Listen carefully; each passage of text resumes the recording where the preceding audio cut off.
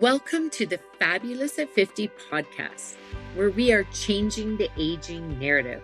I'm your host, Joanne Newduck, and I'm thrilled to bring you stories that matter and celebrate your place in the world. As an advocate for lifelong learning, health, and women's empowerment, I believe it's never too late to live the life you've always imagined. Through lively and informative interviews with inspiring guests, we'll explore a wide range of topics relevant to our global sisterhood of vibrant, inquiring women just like you. Join me for today's episode, and let's start changing the aging narrative together. Hello, everyone, and welcome to today's episode. Have I got a treat for you? I just want to share that just over a year or so ago, I was at an event and I had a display table. And at the very next table, there was this woman that just had such a gorgeous, exuberant energy. And we became fast friends. I just really just love chatting with her. And I am thrilled to introduce you to Susie. Susie, welcome. Thank you so much. And your words are so kind. Thank Oh, you. I'm honored to be here. well, I am thrilled. And just before we launch into our conversation, I'm just going to take a little excerpt from your bio. And anyone listening or watching today, please go into the show notes. There's always extra information, and Susie's bio will be in there and some extra information on how you can contact her. But what I understand is that when Susie turned 40, she was it was both welcoming and a wake-up call for her. She really wasn't sure what to expect in life at this point. And what she knew was that she wasn't where she wanted to be yet. And she spent a decade discovering herself, working and caregiving, and then realized that midlife can be a bitch. And that's a bit what we're going to be talking about today. And she was not going to let this midlife bring her down. So she really turned things around. And today you're, significantly past that initial turning point, but you're really living your best life now. And I'm so thrilled that you're here today to share that with me. And I know you share that with a multitude of clients as well. Yes, thank you. I am living my best life because I'm in control of what it is that I want to do, where it is I want to go, how I want to show up. I'm not living by other people's expectations and wants. You know, Yeah, we it, that's a big shift. it is a huge shift because we're raised, especially as women, we're raised that we have to do things in a certain way and certain expectations, and we live in that guilt of disappointment if we don't do that, right? That Right. shame, that guilt. So yeah, it took me a long time to overcome all of that. Yes. Yeah. But I'm happy that I'm here. Absolutely. And I want to dive into that a bit. I love that, for you, you had a real turning point at 40. Mhm. You did a lot, but then again, I understand there was like around 50, and that's often what we talk about is like 50 and beyond, that there's another big shift. That's when you actually, from your bio, is like at around 50-ish, you were like, oh my gosh, this midlife is a bitch. I don't know. Like, was it perimenopause? Was it just the mindset? Like everything kind of went, whoa, what the heck is going on here? It was a combination of things for me. Yeah. It was like my past life and how I was living and showing up. And then it was also, it's like, what have I done with my life? Mm, yeah. Where am I going? Like I always thought I would get married and have kids and live the life that we're expected to live.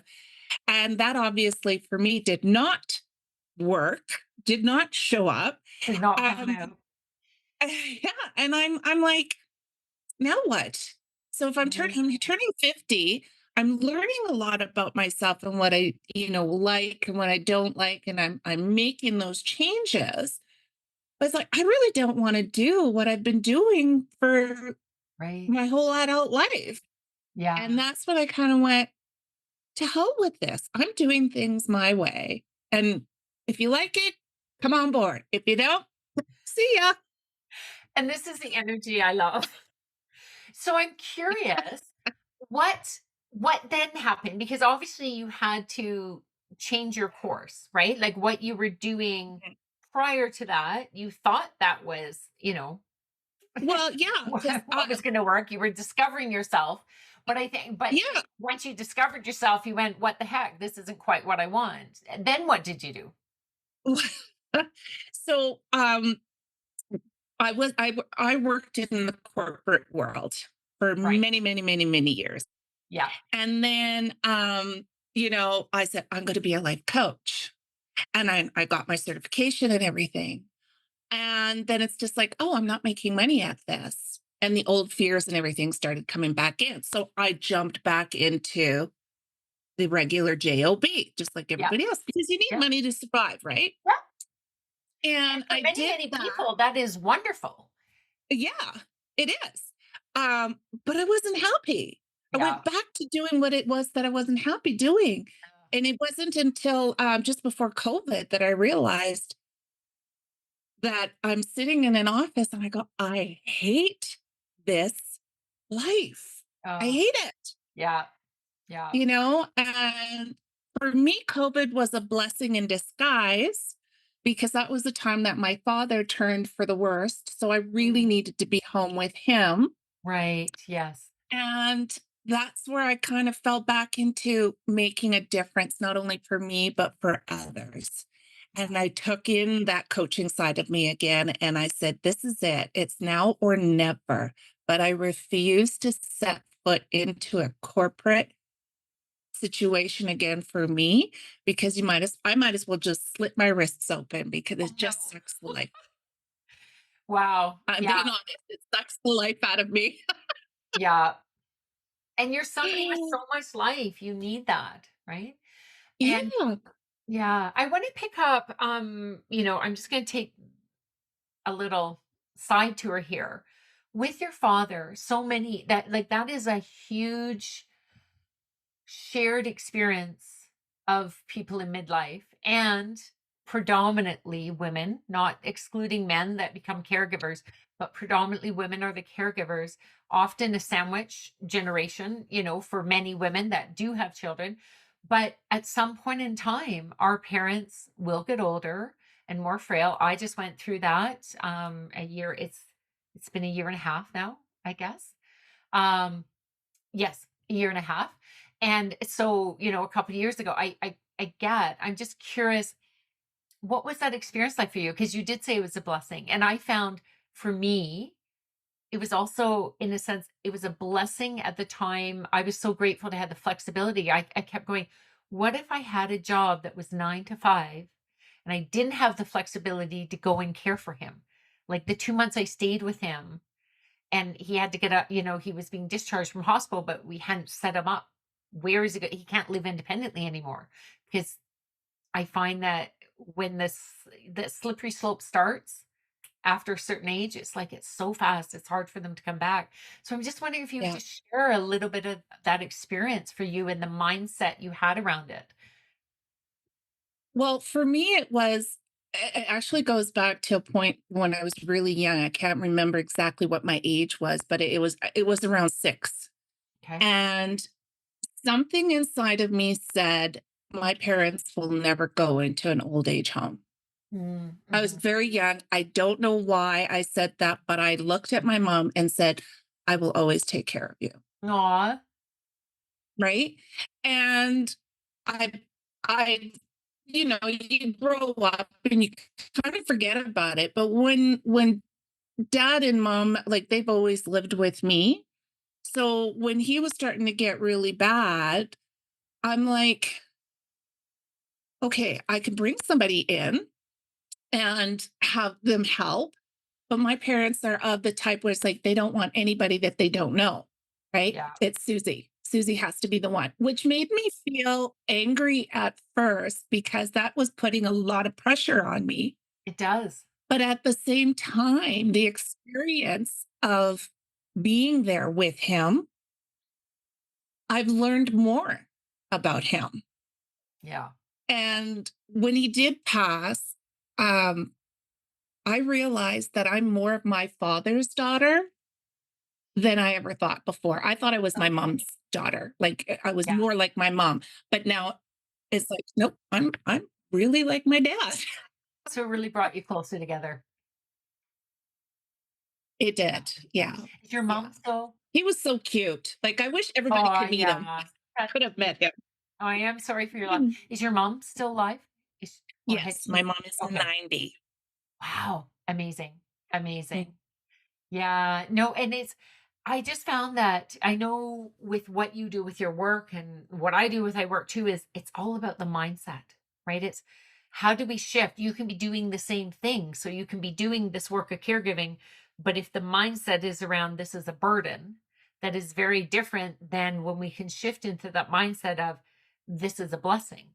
And a lot of Yeah. that also depends, I find, on is it going to be long term? Caring for somebody, say, that has dementia and it's long term and it's like a 10-year, that can be have a different draining aspect or it has its own challenges versus when my dad became unwell, I knew we had less than a year.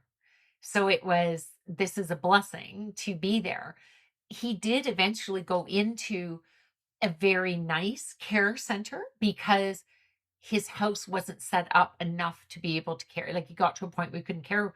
But what was beautiful was he was able to gain a few months of independence and that I think he wouldn't have had just being at home kind of with maybe one other person in the house. So it expanded, and then it also allowed us to move into being a daughter versus always the caregiver. So there's no right experience, right? And I imagine that's also what you bring to your clients. There's no one right answer, right?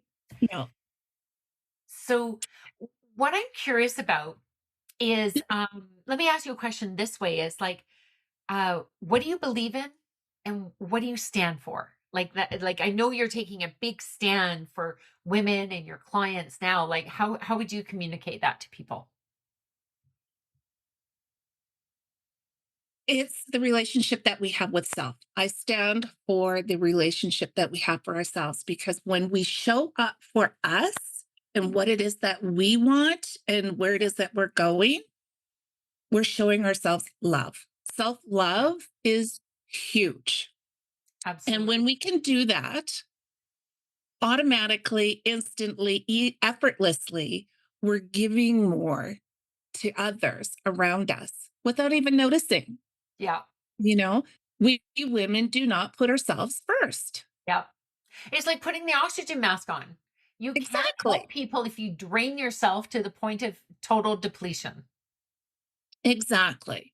Yeah. So there is this first shift in our mind that we need to do. It's like, oh, okay, I know the kids need me. And yes, they do, but you also need you to be healthy, to be well in order to take care of them. Absolutely. It's if we're lagging, they are. I know that so well from So years of, with 3 kids.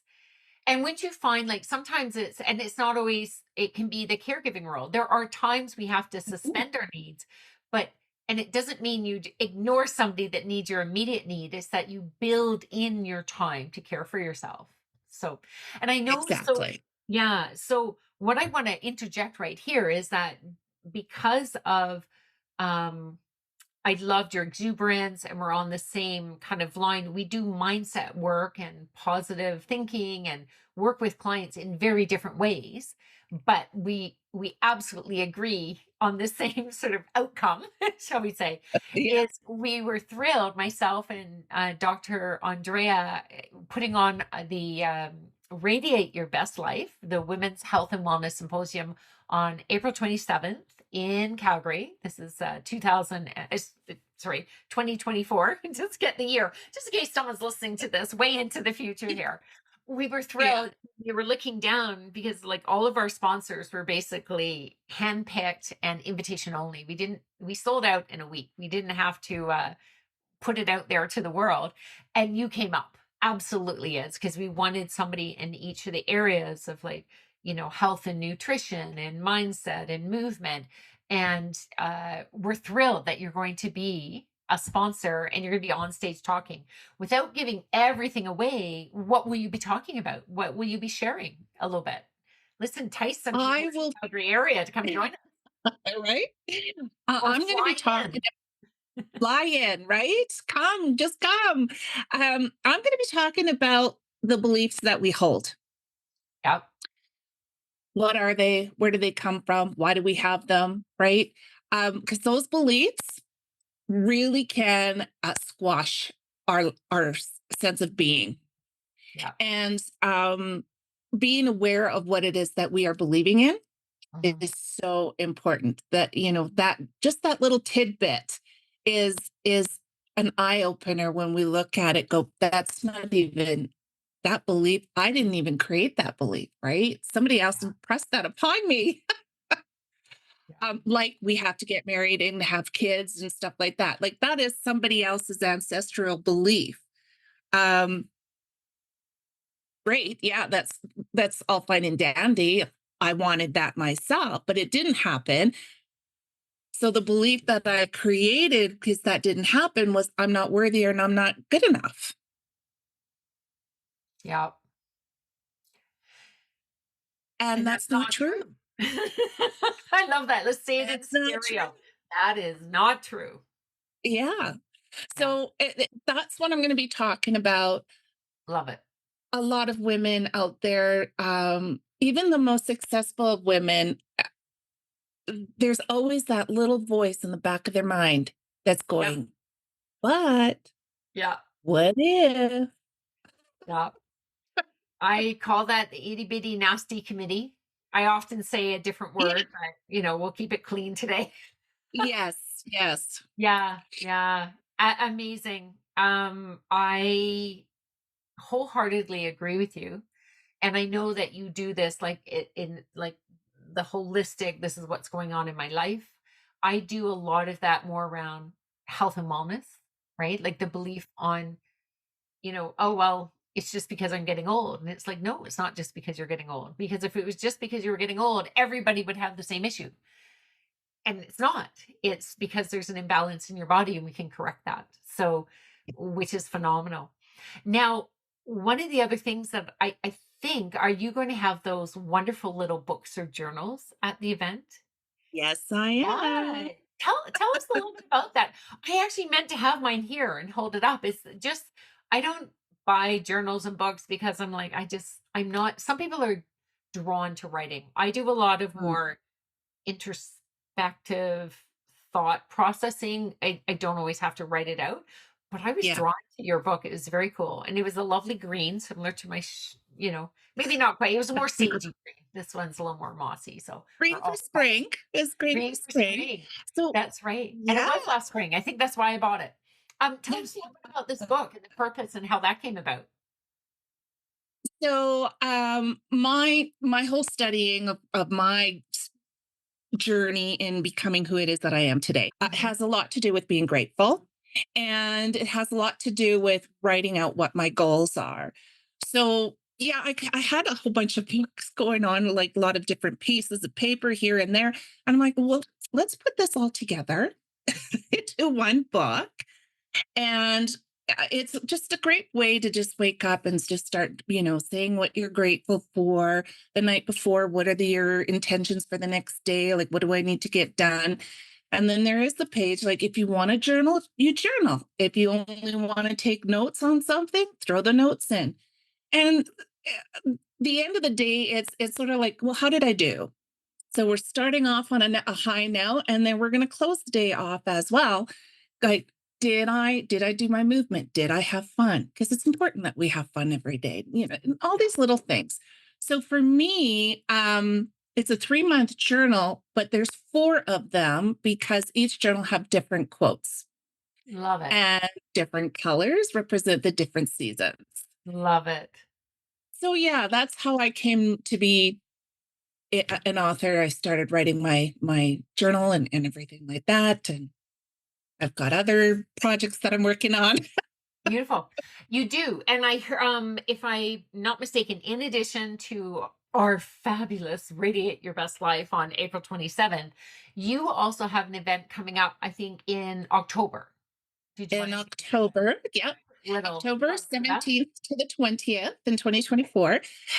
It's the Gentle Whispers Retreat. So we have facilitators that speaking on all about shedding the past, bringing out our inner child. The way I foresee it is that we are all going to go in and rekindle our relationship with the little girl inside of us and heal any past wounds. And then we're going to celebrate her and we're going to party and just have a good time.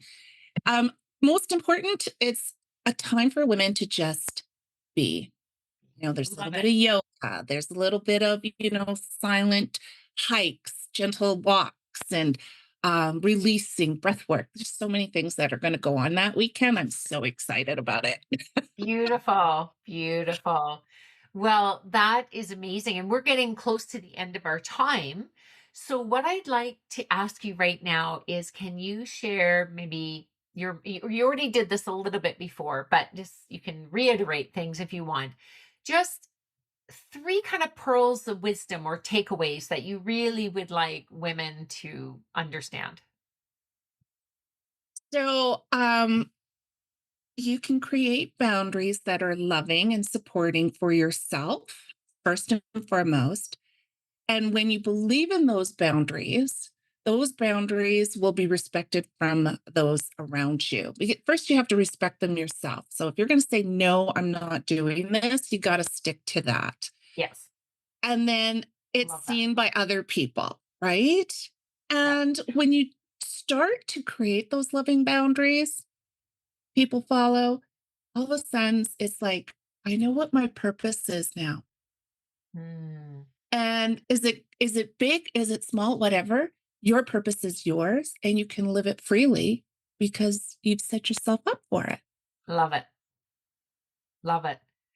So that okay, I want to make sure. One, two, three. Tell me the first one is Oh, the first one is setting up your boundaries and yeah. respecting them, right? Number And you're two, teaching you're teaching others. others to I love respect that. it, Okay. right? And And then then you rise up in your purpose. I love that. Okay. So set the boundary, and really it's about you first, Yeah. setting your boundaries you first. Secondly, establish it so everyone else knows this. And Hmm. third, then you get to rise up and into Yeah, that. it just Great it just advice. naturally opens up, you know, your vibration, your purpose. All of a sudden, it's like you're like, oh, that's an idea, or Feel you're just energized. living. Yeah, Beautiful. yeah. Beautiful. I love that. Susie, it is amazing to have you on today. And I really encourage people to go and check out the show notes. There will be a little summary there. There'll be your bio. I think you have a little gift, like a free gift for people if they want. Yeah, I have a little Share what that is. freebie for everyone. And what you do is just click on it. All it is some information about how you want to live the last part of your dash, right? Oh, I We're love that. born, we die.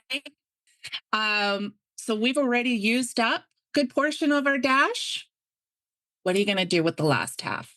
Oh my gosh, I've heard about the dash before, but I love it's true. We have. If you're unless you're a child, you have used up a good portion of your dash there. So, wow. Well, I'm so looking forward to hearing your talk on the 27th, and thank you for being one of our sponsors because health and wellness and our mindset and how we're living our life is a huge part of our health and wellness. And that could be a whole nother conversation, maybe later in the year. We'll have you back on. All right. Thank you so much. Thank you. Awesome. Take care. Bye bye, everyone. Bye.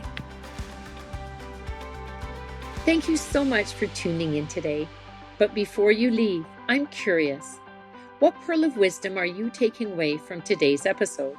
I do hope it held some inspiration or information for you to live your best life. If you are not yet part of our sisterhood, I invite you to join our community by visiting our website, fabulousat50.com.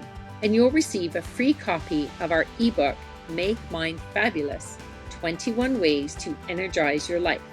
It is packed with loads of tips and tricks. Plus, if you haven't already done so, please subscribe to this podcast and leave us a review to let us know what you think. Remember, keep choosing fabulous. It's never too late to live the life you deserve. Catch you on the next episode.